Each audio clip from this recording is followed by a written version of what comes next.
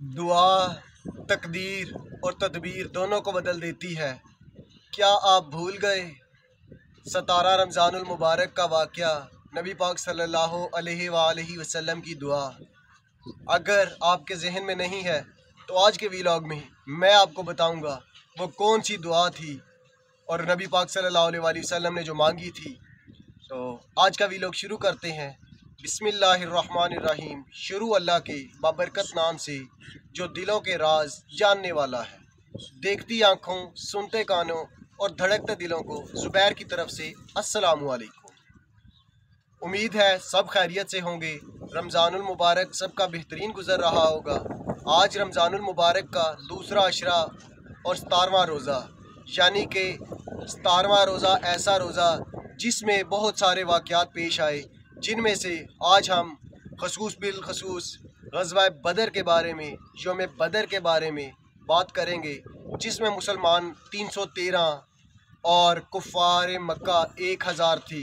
जब नबी पाक सल्लल्लाहु अलैहि वसल्लम को ख्वाब आया कि आपने जिहाद करना है कुफ़ार मक्का के ख़िलाफ़, तो नबी पाक सल्लल्लाहु अलैहि वसल्लम ने सुबह उठे, जंग के लिए तैयार हुए और निकल पड़े। जब निकले तो सहाबा को एक जगह पर इकट्ठे कर लिया और सहाबा को एक जगह इकट्ठे करने के बाद कहा कि क्या आपको मालूम है कुफ़ार मक्का 1000 है मद्दे मुकाबिल, और उनके पास नेज़े हैं और वो घोड़ों पर मौजूद हैं। तो सहाबा ने कहा नहीं, लेकिन आपकी ज़ुबान पर हमें यकीन है, जो आप कह रहे हैं वो सच है।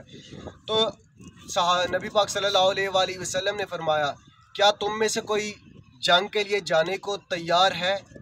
तो एक सहाबा उठे और फरमाया, क्या हम हज़रत मूसा अलैहिस्सलाम की कौम की तरह हैं, जिन्होंने जब अल्लाह ने हज़रत मूसा अलैहिस्सलाम को कहा कि जहाद का, तो जब उन्होंने अपनी कौम को कहा कि मुझे अल्लाह का हुक्म है, जहाद के लिए कहा गया, तो उनकी कौम ने कहा कि तुम और तुम्हारा अल्लाह जहाद कर ले, अगर तुम लौट आए जीत कर तो जो माले गनीमत मिलेगा वो हम बराबर में शरीक कर लेंगे।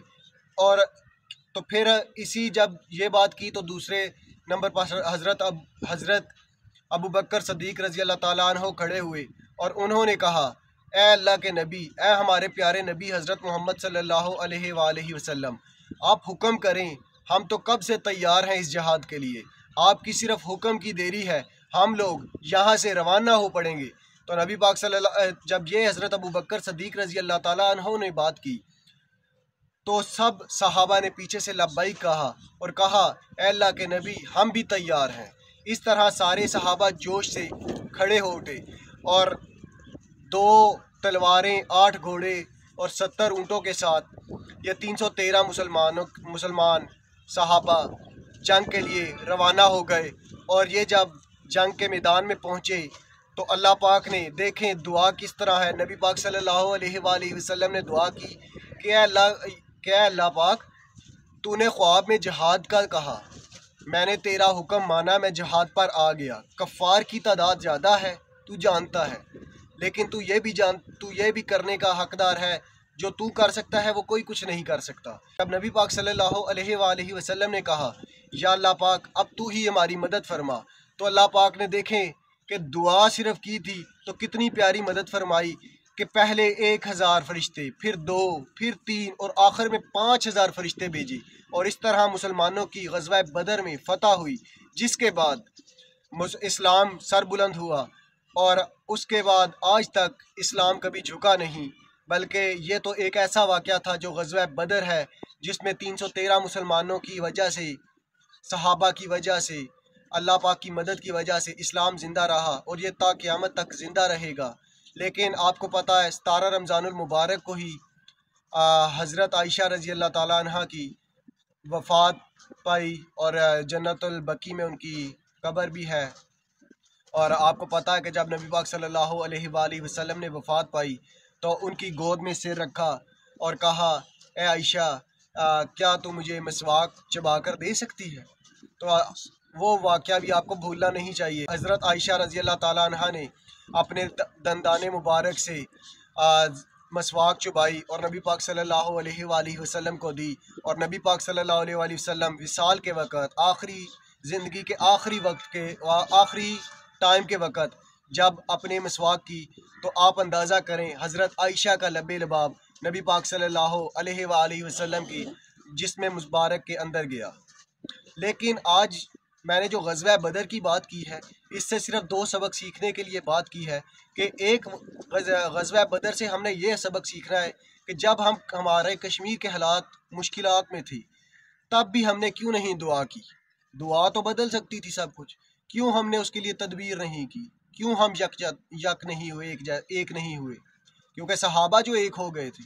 और दूसरा, आज जब फ़लस्तीन मुश्किल पर है और सब लोग फ़लस्तीन को देख रहे हैं, कोई भी जहाद के लिए तैयार नहीं, जबकि मुसलमानों के लिए जहाद फ़र्ज़ है, जहाद का हुक्म आया है। लेकिन जब हम जहाद के लिए तैयार नहीं हैं, तो क्यों नहीं हम फ़लस्तीन के लिए कोई आवाज़ उठा रहे। जहाद की तो बहुत सारी किस्में हैं, कलम है, जंग है।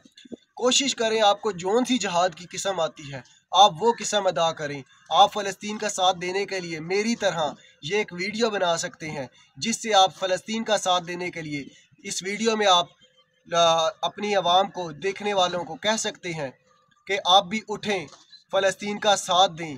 क्या पता ये आपका उठना, ये जहाद, ये आपकी एक वीडियो लगाना, क्या पता कल बरोज़े हशर अल्लाह पाक की बारगाह में आप खड़े होकर कह सकें कि हम जहाद के लिए जा नहीं सके, लेकिन हमने जहाद के लिए सोशल मीडिया पर आवाज़ उठाई थी। और अगर ये आवाज़ आपकी उठ गई तो शायद कुछ लोग बदल जाएं और लोग इस फ़लस्तीन का साथ देने लग पड़ें, और इस तरह फ़लस्तीन भी एक आज़ाद मुल्क दोबारा बन जाए। मस्जिद अक्सा हमारी जो अहम मस्जिद है, हम लोग क्यों नहीं उसके लिए आवाज़ उठा रहे। मस्जिद तो बात की बात है, सबसे पहले अल्लाह पाक ने इंसानी मखलूक का कहा कि उसके साथ अदल करो, प्यार मोहब्बत करो, लेकिन हम तो उनके जानों के दुश्मन बने हैं। ये अच्छी बात नहीं है। इसलिए कोशिश करें, जिस तरह का आपको जहाद आता है आप करें। जहाद की बहुत सारी किस्में हैं। जहाद अल्लाह पाक को बहुत पसंद है, और जहाद जब आप करते हैं तो अल्लाह पाक ख़ुद मदद फरमाता है। और दुआ करें कि अल्लाह पाक फ़लस्तीन पर रहम के मामले अता फरमाए। इस छोटे से वीलॉग के साथ 17 रमज़ानुल मुबारक के सदक़े, इस रमज़ानुल मुबारक 2024 के सदक़े हमारे कबीरा सगीरा गुनाहों को माफ़ फरमाए, और फ़लस्तीन पर अल्लाह पाक अपनी रहमत के मामले अता फरमाए। और मुझको इजाज़त दें, दुआओं में याद रखिएगा। कैमरामैन नासिर के साथ दुआओं में याद रखिएगा। अल्लाह हाफ़िज़।